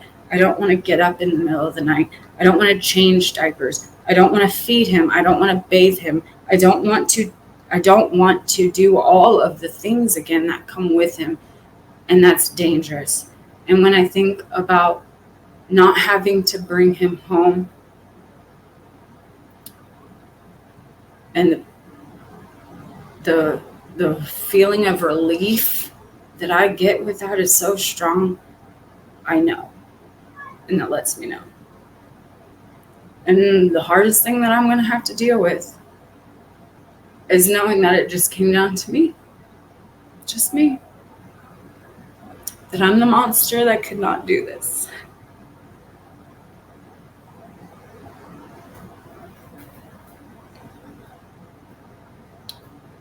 And that's how we knew. So we wake up, we get to the hospital, and we're in there, and they come in, and we meet him, and we give him the frame with the blanket. And I told him how I was going to go with this other blanket, but my husband wanted this blanket at the very end, and they were like, we have had the same color blue on our walls for 8 years, and this is the exact shade of blue. And it is. I get pictures. I've seen the wall. It's the same shade of blue, and it's just like all these meant to be moments. Just God made sure that He showed me. So, they leave, and there was a moment where my husband was like, Ash, I don't think I can do this. And that's how I also know, because everything inside me felt like a ton of bricks. Just, I could have fell through the floor.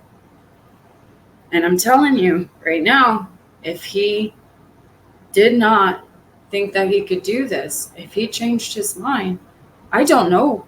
I don't know what I would do. But we would have brought a baby home, because it was not just about me. But we had a conversation, and by the end, he's just, I love him so much, but I know this is right. And I know it too. So then it's time, and, as much as I wanted them to be in the delivery room, it was kind of COVID time, so they weren't allowed to stand beside me, but they were allowed in that room off to the side with the door open.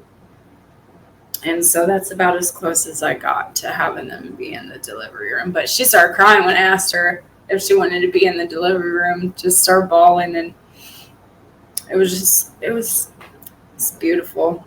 I mean, I know, but it was. So we go in, I'm getting ready, and they're asking me, sure, then they're still letting me know I could pull out at any moment. Like, shoot, this could be all over. You could take them, like, just shoot. And I'm like, no, nope. And when he first came out, and I know I did the way I know that the way I did things was right for me. Because I know if I would have did it any other way, I would be bringing him home, and that's the last thing that I needed to do. Because when he came out, they brought him up to me, and I rubbed my fingers through his hair, but I did not say anything until he was away. I was so afraid to speak. I was so afraid to touch him. I was so afraid to mess up him bonding with her by me getting in the way. I did not say anything. I did not hold him. I just ran my fingers through and lightly told him I loved him. Because as they were bringing him up, those mama hormones, everything in me that knew that baby was mine, started to, what are you doing, Ash? That is mine. He's mine. Give me my baby. And the moment I started feeling that way, I felt this like pressure on my shoulder, like a hand on my shoulder, just lightly, just squeeze. And it was almost to, just remember why we're doing this, Ash. Just remember. And I did. But there was a moment where I was like, I cannot do this. So then it comes out, Adam, my husband, he kind of, is more interactive with them and talking to him and saying his goodbyes. And now I told him, He could do it however he wanted to. That is his kid. This is his time. He needs to do whatever he needs to do to be okay with walking out of this hospital. If he wanted to go see him, hold him, do whatever he wanted, he could. But for me, the moment that he got to her, he needed her. I did not go visit him in the nursery. I did not visit him at all in the hospital. I got all the updates because he needed that time with her. I needed to see them bonding. I needed to see that it was going to be okay with them. And it was. I was getting updates. I was getting everything. And I was afraid that if I went down there, I would ruin everything that they were trying to establish, this bonding. Oh, because it is important to me. And people think just because I did things this way that it's not. But if you stick around, you will start to see just how important it is to me. So I got very lucky. I had the same nurse that I had with my second child. And nobody knew that I was placing him. They all came in, oh, baby, and when I let them know, she sat with me for about an hour, just talking to me. She seemed just previously like my kids. I love my kids. We're just some of my babies. And she even said, if you're doing this, then you do what needs to be done. She was a lady from the Philippines. So you're a strong woman, and you do what you need. You have a beautiful family, and if you have to do this, then said I know, and you are. Just everybody kept telling me how strong I was, and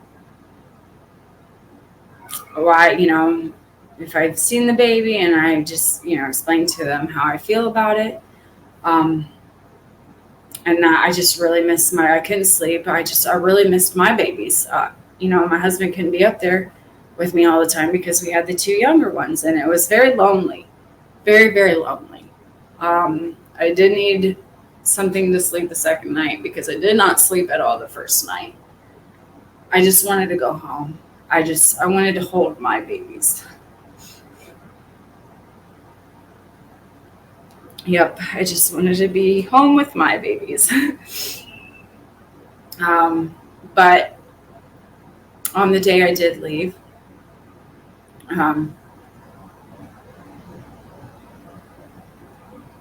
which is, at that point, we just really didn't plan on how I was getting home. I mean, through everything, it was just not something that we thought of. The car we had at the time was a truck that we could not put my kids in. Okay. And at that time, honestly, I didn't want to find out if I picked up the phone and called my family to come get me from the hospital. Maybe they would have came. I don't know. But we were in a spot for the first time in my life. No matter what we had gone through, no matter where we had been or how mad we were at each other, we always could pick up the phone and call. And for the first time in my life, they were strangers. And it's so crazy to say that. I just didn't think that I could do that. And then I believe that the person that I did end up calling was upset with me for the whole adoption and not understanding why I couldn't just give my baby to them.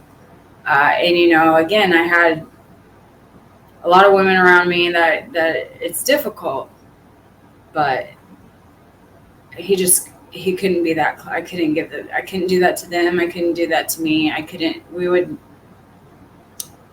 He's about 45 minutes away. And that's close enough and far enough. I don't have them on Facebook. I don't yet. And we'll get into that. But on the day that I was going home, I I called the one person I thought would come get me, and they didn't. I didn't think that I could call my family. I did call a friend, and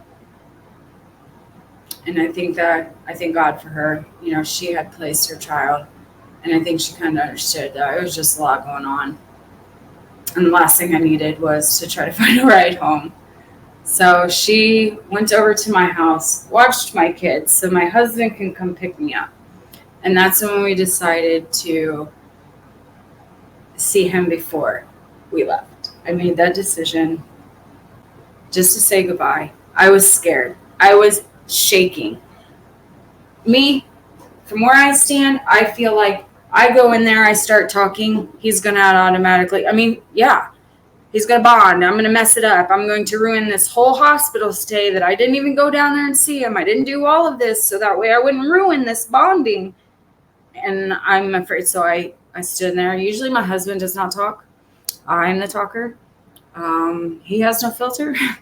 So it's like, I do most of the talking. Okay. But during this, we walk in.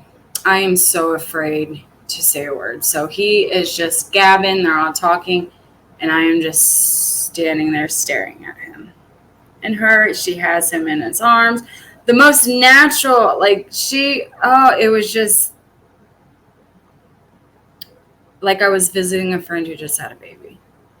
And she just looked so beautiful. And she was glowing like any mother should be. And, when it was getting to the point where my husband was running out of things to say, I finally spoke up. And don't you know, as soon as I opened up my mouth and I said something, he was asleep. He perks up, doesn't open up his eyes. But as soon as he hears my voice, he perks up, and we all thought he was going to wake up. He moves around, and I'm just talking, and it was like, he falls back into mom. Like, he recognized that voice, but it was just a voice that had been around so long during the pregnancy that he just recognized it, I feel, because as soon as he sank back into her, I knew. I knew every decision I made up until that point. I knew that it was worth it. I knew. I did not hold him. I was afraid to do that. But we talked and we said our goodbyes, and it was exactly what I needed. I needed to know. I've seen what I needed to see, and I left there at peace. Very much at peace. And when I got home, I just cried with my babies.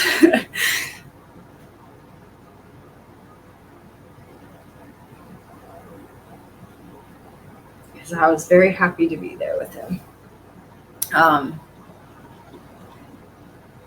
We were going to exchange numbers, and I just want to make it very clear, like, they are willing to be as open as can be. And I love that. I have loved that. But I think for me, as right as it was, I needed the mom to calm down.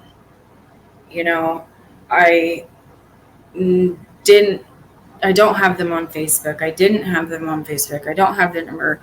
We were going to exchange addresses so they can send me all the updates and letters and pictures. And to me, I felt like it was very overwhelming. I don't know if I could handle that because I couldn't control, going out to the mailbox. I couldn't prepare myself. I couldn't control when, you know what I mean? So we decided to make emails. She made an email, I made an email, we exchanged emails. And I, when we were talking with him, I said, you don't have to live by this email every month, oh, we gotta send pictures. Oh, we gotta do this. Oh, we gotta do that. Live your life. That's your baby. And I guess me having my kids, I come from a spot, when I just had my babies, those are my babies. I don't need nobody coming in and telling me they're my kid, you know what I mean? I had help, the support, yeah, but that's my baby. I'm a first-time mom, like all this stuff that goes with it. Anybody who's a mom of any kind knows. And I bet you she got all of that.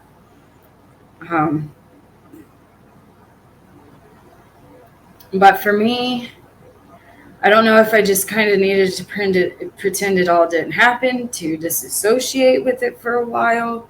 But we agreed upon, I told him for the first year, every month, those milestones, the big one. And then after that, yearly, on his birthday or a little after, or whenever you think of, oh, I'll send her. It doesn't have to be scheduled, it doesn't have to be anything. He turned 3 on June 10th, and they have sent pictures and emails and updates and gobs and gobs.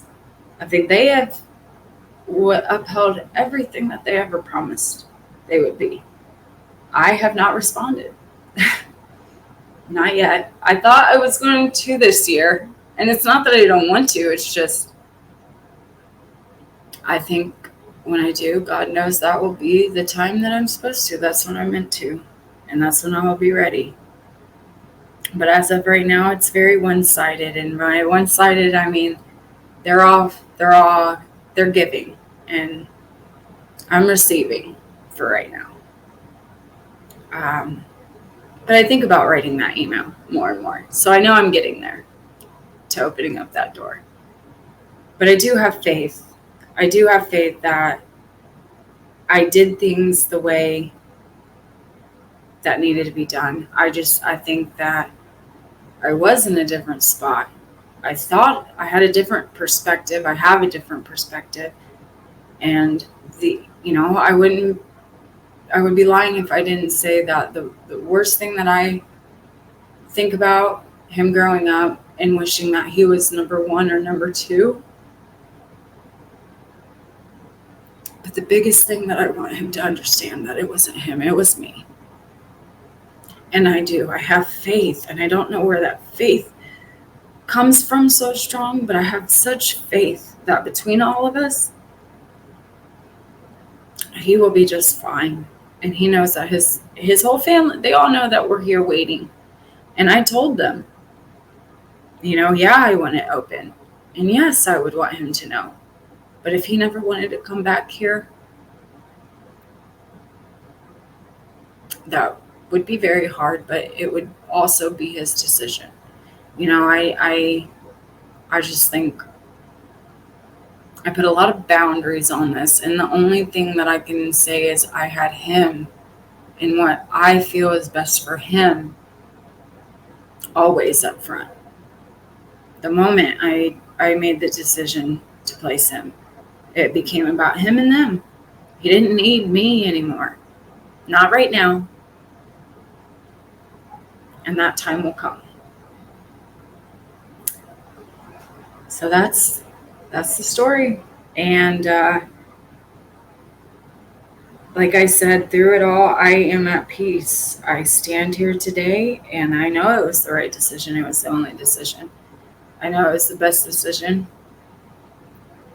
And I know why I had to make that decision.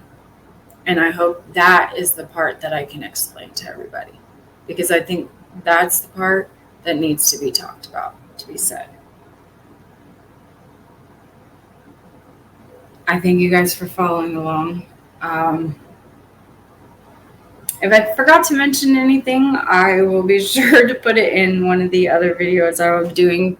But this is the longest video that I will be doing. I feel like I just handed you guys my whole entire diary. And now we are going to be picking it apart. Yay.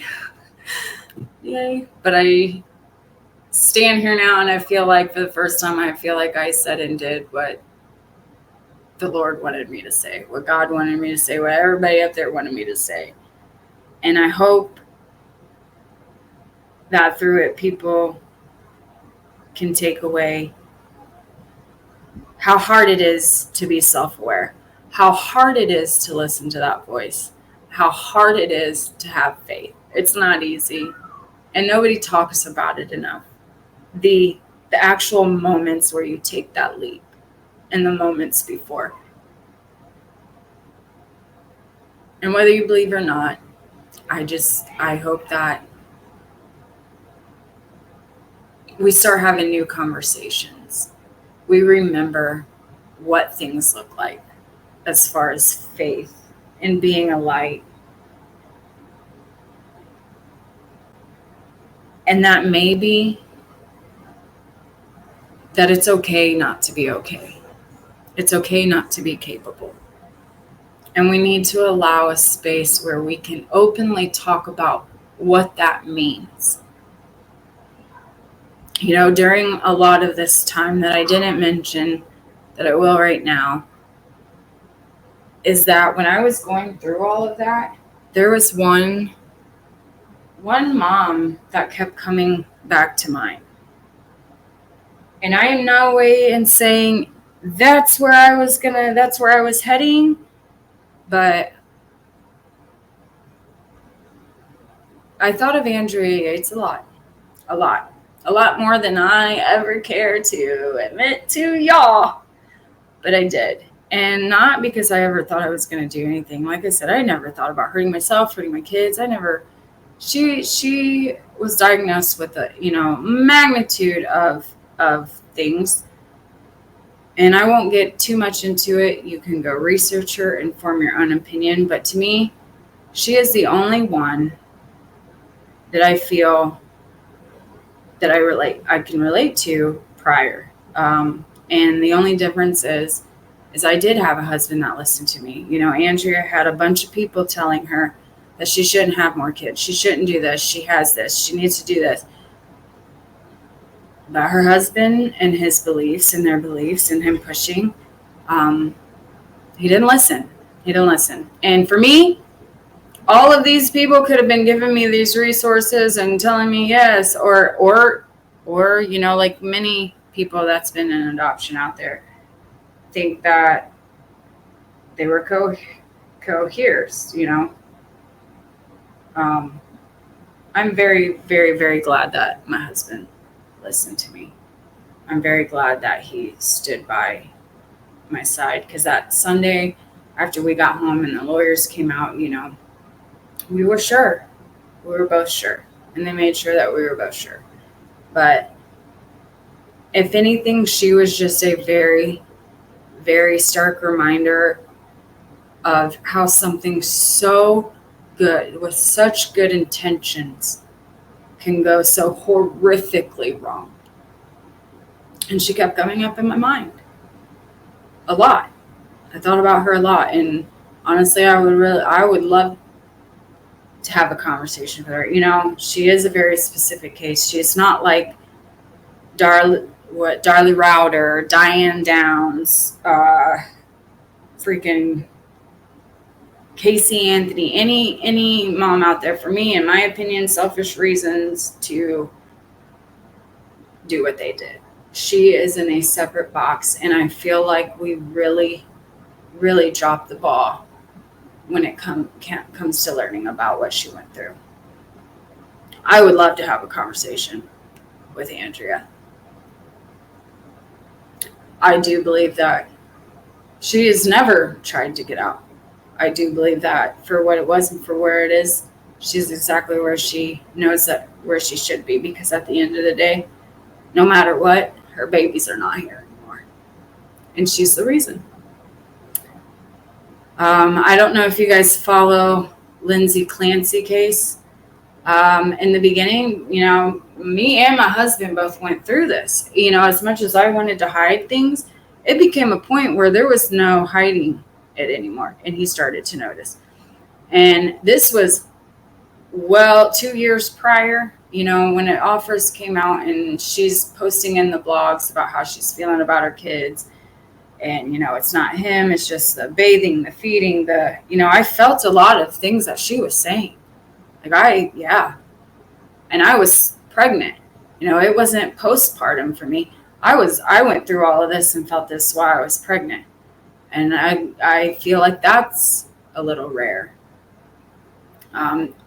Because I don't think it was anything. I don't think I was that. I think I was very self-aware before it ever came into anything that it could be. So anyways, we're sitting on the couch and we're listening about this Lindsay Clancy situation. And he's remembering all the things that I said when I felt like I was going through it. And I'm reading and hearing the things that she's saying that she went through, and it's just the way that she's saying them. She had a touch of psychosis. I don't know. I was an STNA for 10 years, and I still, charting, dotting, whatever. I don't know. When my husband, I just feel like anybody that's ever really gone through something, that's just not how, it became a point where I was reading something, and even my husband shot over and looked at me like, what? Because there's no way. There's no way it's just, and it would be very, very sad, because if she is just a cold-blooded murderer and she's claiming these things, it's a very, very big slap in the face to women who are really going through those emotions. I don't know. There's just a lot in there that that just hits me wrong with everything that I went through and with what my husband went through with me. So it'd be very interesting, and I have my opinions on that. But I mean, I think that's the gap that I talk about, and I hate to admit. And I ask myself all the time, what if I wasn't that self-aware? What if he did come home? And I don't ever feel anything healthy or safe. But I do believe that no matter how we feel about abortion, now that it's gone, there will be more moms out there sounding like I do, that they're just not capable, and that they are fighting, but they don't know what they're going to do. And that's dangerous. So I will be going back now that I have talked about this, and I will be kind of going back through, like I said, my next video will be My Mother Should Have Given Me Away. And it's going to be about bonding and how, just how I can look back on experiences and say, I can see where God was preparing me for this now. So I'm not sure when it's going to be on. It takes a lot to get up here and do this. Like I said, I feel like I handed you all my diary tonight, and this is probably going to be the longest video. I appreciate you guys sticking around through it. But from here, we'll just kind of be picking it apart now, so it won't be as long. I appreciate you for being here. I appreciate you even more for still being here. And I appreciate you more for if you decide to come back. I have already kept you for 2 hours and 7 minutes. I am going to cut it right here, right now. And I hope to see you guys in the next one. Thank you.